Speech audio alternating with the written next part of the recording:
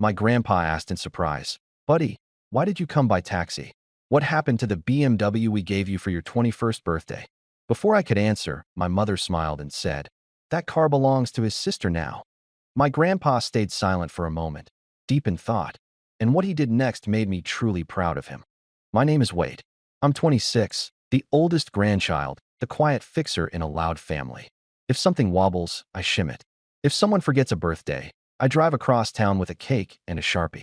I run a small workshop in a rented garage where I hand paint Christmas ornaments, glass robins, tiny cabins with frosted windows, little snow globes that don't leak if you seal them right. My hands smell like lacquer most days. I like checklists, coffee that tastes like pennies, and the feeling of a straight paint line when my wrist doesn't shake. People think I'm patient. The truth is, I'm conflict allergic. I learned early that a calm voice and a credit card solve most family emergencies faster than any argument. That's our Wade. Mom likes to say. He's steady. The Saturday, everything snapped. I came to my grandparents' house in a taxi because my hands were full of sample boxes for the holiday market and because the BMW was not in my life anymore. I still had glitter in my hair from a batch of snowflakes that shed like nervous cats. I was halfway up the porch, juggling a box with my knee, when Grandpa opened the door in his sweater vest and said, warm and surprised, Buddy, why did you come by taxi? What happened to the BMW we gave you for your 21st birthday? I froze. The screen door sighed on its spring. In the hallway mirror, I saw myself, tired, smudged, looking like the kind of guy who would say, it's fine, it's nothing, don't worry. Before I could answer, my mother stepped out from the dining room with a bright, practiced smile that meant she'd already decided the story. That car belongs to his sister now, she said, like it was a punchline we'd all enjoy. The room changed temperature. My uncle stopped chewing. The old clock in the foyer got very loud. Grandpa went very still. He looked at Mom, at me, back at Mom, like he was reading labels on cans he didn't remember buying. Belongs to who? He asked, even though he'd heard. To Bree, Mom said. You know how hard she works. Wade hardly drives, he just paints little balls. She made a soft ha-ha sound, the kind that pretends to be kind. My uncle snorted on cue. Mom, I said. My voice did a thin, embarrassing thing. Bree poked her head around the corner with a straw in her water and a ring light reflection in her eyes. It's just logistics, she chirped. I have meetings. Grandpa rubbed his jaw once, the way he does when he is doing math. He patted my shoulder, gentle. Come in, son, he said, and led me to the table. He didn't argue. He didn't raise his voice. He folded his napkin and, in that same polite tone he uses with contractors who overbid, started asking questions. I wish I could tell you I said something sharp. I didn't. I slid into the chair next to him and pressed my thumb into the cardboard of a sample box until I felt the edge bite skin. I took a breath and tasted metal. The first question was simple. When did the car start belonging to your sister? Grandpa asked. Dad, Mom said, warning in her voice. Let the boy speak, Grandpa said. Then he looked at me. Wade. The truth crouched in my chest. I could feel it scratching. I don't know, I said. It just happened. And that was the worst part. It had just happened so many times before. People romanticize family business. They picture cinnamon in the air, a bell over the door, cousins laughing as they tie bows. In my family, business is the word you use when you need Wade to swipe his card without asking questions. I started WadeWorks ornaments at 19 after a seasonal job packing craft kits. First paycheck, I bought a used airbrush with a temperamental trigger and a box of misprinted glass bulbs cheap from a closing party store. Nights, I watched videos about hand lettering. The first Christmas, I set up a folding table outside a grocery store and froze my face off while painting Ava, Logan, Coach Ben, names I still remember because those people stopped and smiled at a kid doing careful work. By 21, I had regulars. Teachers who returned every year for a class of star. Couples who ordered a tiny version of their house with the right number of windows. The BMW was Grandpa's idea. He said, a craftsman needs reliable wheels, and marched me to a dealership where he ignored the shiny, stupid cars and picked a sensible used sedan with good brakes and a trunk big enough for market racks. He shook the sales guy's hand and said, this isn't for show. This is for work.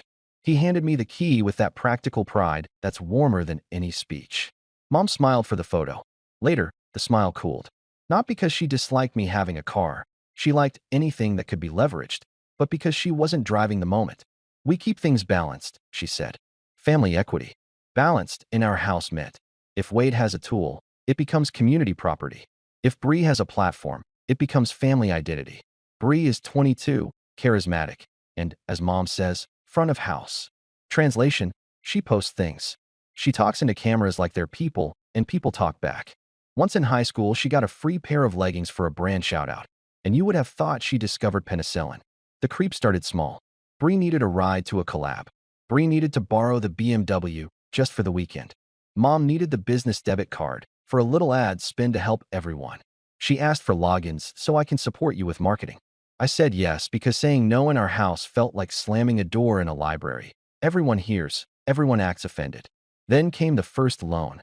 Mom called while I was sealing a dozen tiny reindeer. Honey, she said in her sugar voice, your father's hours got cut this month. Could you front the mortgage? Just until the tax return. I did it. $1,800 plus fees. The next month, adjust this once for utilities. Then, we'll square it when Bree's brand deal hits. It never hit. But they kept reminding me we were a team. You're the entrepreneur, Mom would say. Write it off. Meanwhile, the BMW started living at Bree's. She posted mirror selfies with my baby, like the car came from the content gods. When I asked to use it for a market across town, she said, ugh, I already have shoots. You work in a garage. She said it without malice, like weather. Like announcing it might rain.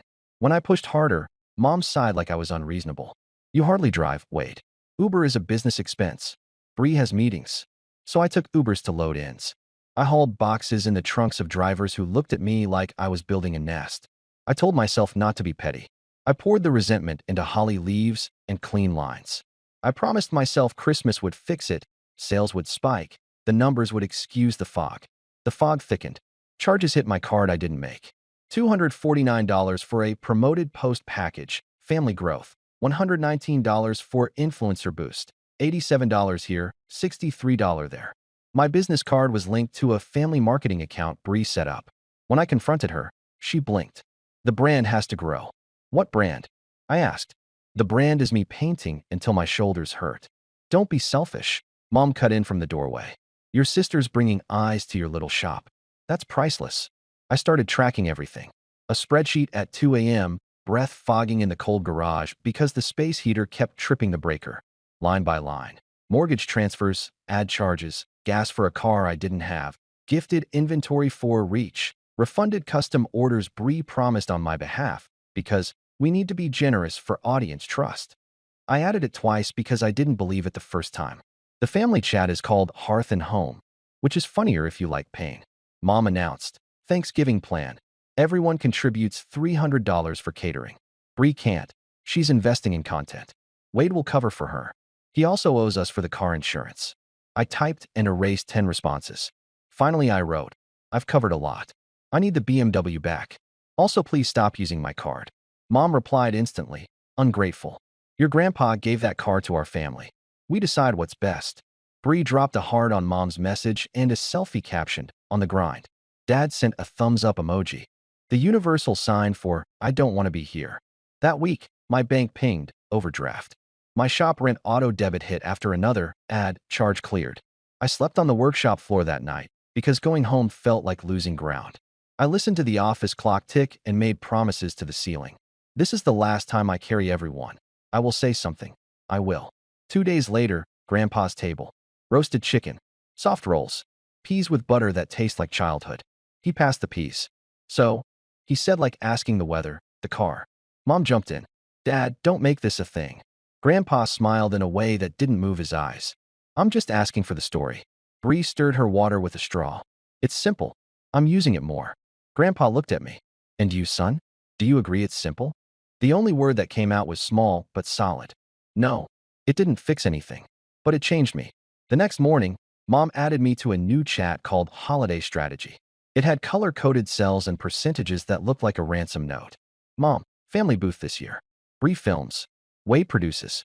Dad manages logistics. Profit split. 60% Bree, marketing, 20% family fund, house bills, 20% Wade, materials.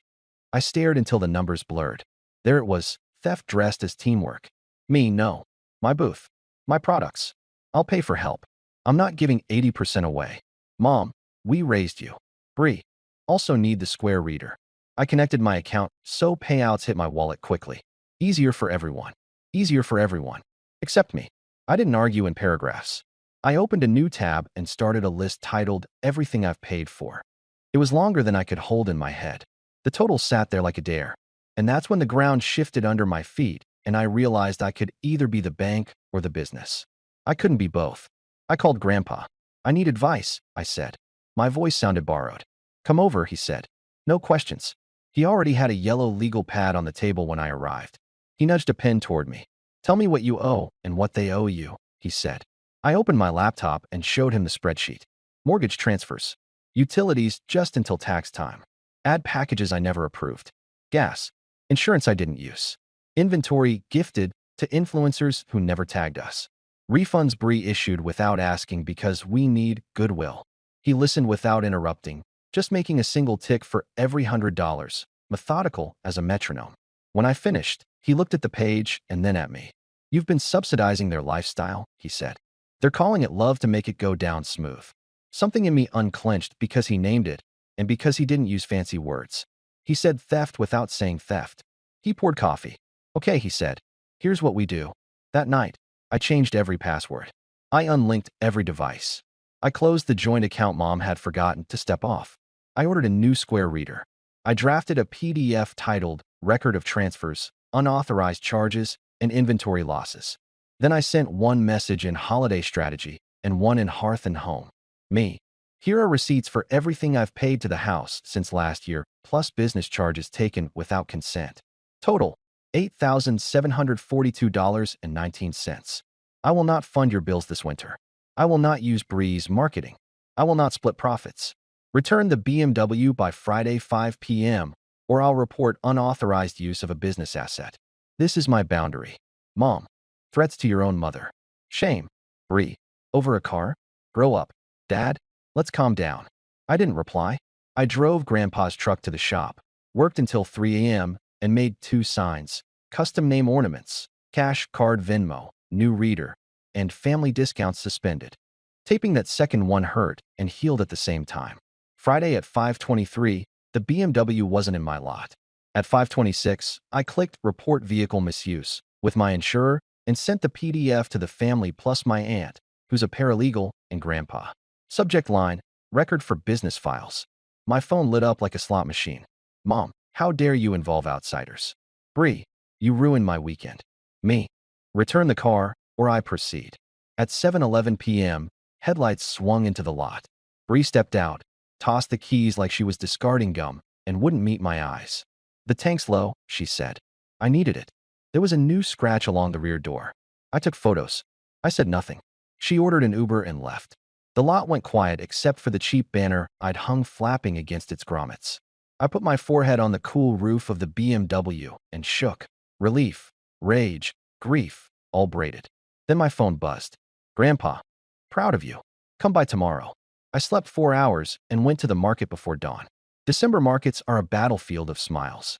You're freezing, your feet ache, your brain whispers that you underpriced everything. But that first weekend after I drew the line, I felt light, like I'd put down a box I didn't realize I was carrying. Grandpa showed up at 9 sharp in his old wool coat. He bought 6 ornaments he didn't need. He handed me a thermos of coffee and took the spare stool behind the table, commenting on my lettering like a baseball announcer. Good curve on that G. He didn't mention Mom. He didn't have to. By noon, I'd sold out of the dog bone ornaments. A woman asked for Milo with a tiny heart. While I wrote, my phone vibrated nonstop with Mom's alternating guilt and fury. Mom, you embarrassed us with that email. Mom, if the insurance goes up, you're paying. Mom, we're family. Families share. I muted the thread and painted Milo clean and small. At 2, Dad drifted up to the booth with his hands in his jacket like they weren't allowed out. Your mother's upset, he said to the air near my ear. I know. About the money. I won't discuss it without Grandpa, I said. My voice was steady. I didn't recognize it at first. He nodded once and left like a man who'd walked into the wrong waiting room. By evening, Mom had posted on Facebook about children who forget who fed them and tagged me. An aunt called to say apologize. Another aunt texted, proud of you, quietly. Always quietly. Sunday morning, Grandpa called a family coffee. Everyone came because when Grandpa asks, you come. He had 2 folders on the table, my spreadsheet and a thin stack of documents with tabs. Mom launched fast. Dad, Wade is blowing this up. Bree needed support. He's punishing her. The car. Grandpa held up a hand. We'll start with numbers. He tapped the folder. Wade has transferred just under $9,000 to your household this year and paid about $2,000 in business charges for the family without authorization. He also lost use of a vehicle I purchased specifically for his work. He looked at Bree. That is theft by use, even if you didn't intend harm. Bree's mouth opened and closed. Mom laughed, brittle. Dad, don't use legal words. This is family. Family, Grandpa said, should be the last place you encounter theft. Silence. The refrigerator hummed. Dad studied the grout. Grandpa turned to me. What do you want, Wade? I didn't give a speech. I said 3 things. I want the charges stopped. I want repayment on a plan. And I want a boundary. My business is mine. Grandpa nodded. Good. He slid the thin stack to me. And I want you safe. Years ago, I set aside a small trust meant for family needs. After watching how needs have been defined here, I've reassigned it to you for the business. It's not a fortune. It's enough for a proper lease and a second workbench. Mom's chair scraped loud. You can't reward his tantrum, she said. Color climbed her neck. You're encouraging selfishness. Grandpa's eyes were kind and unmovable. I'm encouraging work, he said. And boundaries. Dad tried a middle path. Maybe Wade could still contribute to the house after things stabilize. No, I said. Quiet. Firm. I won't fund the house. If you need help, I'll bring groceries when I can. That's where it ends. Mom pointed at me, fingers shaking. You owe us. We raised you. You raised me to be useful, I said. I'm choosing to be respected. Bree's voice came small. So where does that leave me? I was counting on, collabs. If you cut me out, my engagement. If your brand needs your brother's money to exist, Grandpa said gently. It isn't a brand. It's dependence. Bree looked like she might cry, then got mad at herself for almost crying. Whatever, she said. I'll figure it out. I hope you do, I said. And I meant it. No dramatic ending. No group hug. I took the folder and went back to the workshop. That week I signed a short lease on a corner unit with big windows you can clean from the inside. I moved my racks at night with help from my neighbor, a night shift nurse who refuses cash and accepted a Best Neighbor 2025 ornament instead. I printed a clean window sign with store hours and custom orders welcome. I posted one video. Hands only, no face. Just me dotting snow on a tiny blue mailbox. It got 100 likes from strangers and 1 from Grandpa, who doesn't even have an account, which means my cousin showed him how, and he pressed the heart on purpose. Mom adjusted strategies. She asked if I could loan Bree some blanks so she can start her own line. I said no. She frowned like I'd broken a vase. She asked to borrow the BMW for Dad to check something under the hood. I said the car stays in my lot with a steering wheel club lock. Dramatic, she said. Okay, I said. And that was the whole conversation. A local paper ran a tiny piece on holiday makers.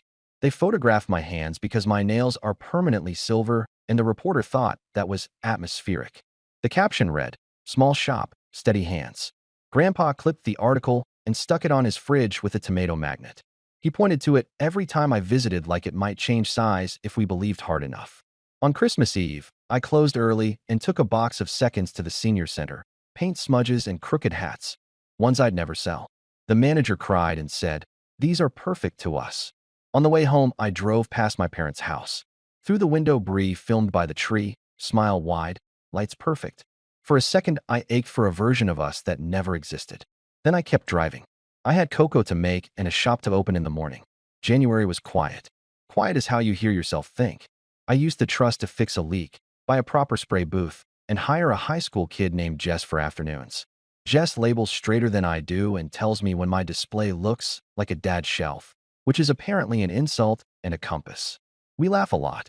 Mom still sends occasional probes. Family dinner? Bring ornaments. I don't go? I reply, can't. Shop hours, which is true and also boundary language. Sometimes she replies with a thumbs down. Sometimes nothing. Dad came in twice and bought Fisherman 1989 ornaments with cash. He stood like a man on a boat he didn't trust. Your grandpa's proud, he said. He says you did right. I wrapped the boxes and said, good. Bree posted a rebrand video in February. Lifestyle, thrifting tips, apartment resets. She didn't ask for blanks again. She came in once, bought a tiny camera ornament for a friend, and paid full price. We didn't hug. We didn't fight. We were just 2 adults at a counter. It felt like a start. Customers started telling me their own boundary stories while I lettered names. A nurse who stopped paying her brother's tickets. A son who reclaimed a pickup used as a family Uber. A grandmother who said no to being the holiday ATM. They left with ribbons and lighter shoulders, like the ornament weighed something before it weighed nothing. On a Tuesday, Grandpa sat in the back with a crossword and said, without looking up, "Work is long but honest." That beats applause. I kept painting and realized I was breathing easier than I had in years. Boundaries look mean to people who benefit from you having none. They call your no a betrayal. They say you've forgotten where you came from. They make being used sound like being loved. I used to fall for that. I don't anymore. Saying no didn't shrink my life. It made room. I sleep. I eat food on plates instead of over a trash can in the garage. I stop by the senior center with a small box of not perfects every month. Jess talks about math tests and playlists while she packs. I call things what they are. I say, I can't do that. And I don't explain like a hostage negotiator. My relationship with Mom is accurate. She invites. I decline. When we talk, I keep it on the weather in her garden. When she tries to slide money into the sentence, I step over it. Dad hovers between us like a moth trying to pick a lamp. Bree is figuring herself out on camera. Good for her. What Grandpa did after that quiet moment at the table was more than paperwork. He did not rescue me. He stood beside me while I rescued myself. He looked at me like I was already a man doing a hard, ordinary thing, and that look made the ground under my feet feel real again. I thought love meant paying any bill with family scrawled in the memo. Now I think love looks like a chair pulled up beside you and hot coffee while you make a list of what you can and cannot give. Love doesn't spend what isn't offered. Love doesn't rename theft to make it palatable. Wait. I make small, breakable things that somehow last. I will help when I can, gladly, freely, with both hands. But I won't be anyone's bank. I won't be guilted into sponsoring the version of me they prefer, a silent wallet with paint under his nails. I won't let myself be used again. That's the line. It's not moving. And if someone calls that selfish, fine. I know what it costs to say yes to everything. I like what my no has bought me: better time, quiet, steady hands, and a life that feels like it's mine.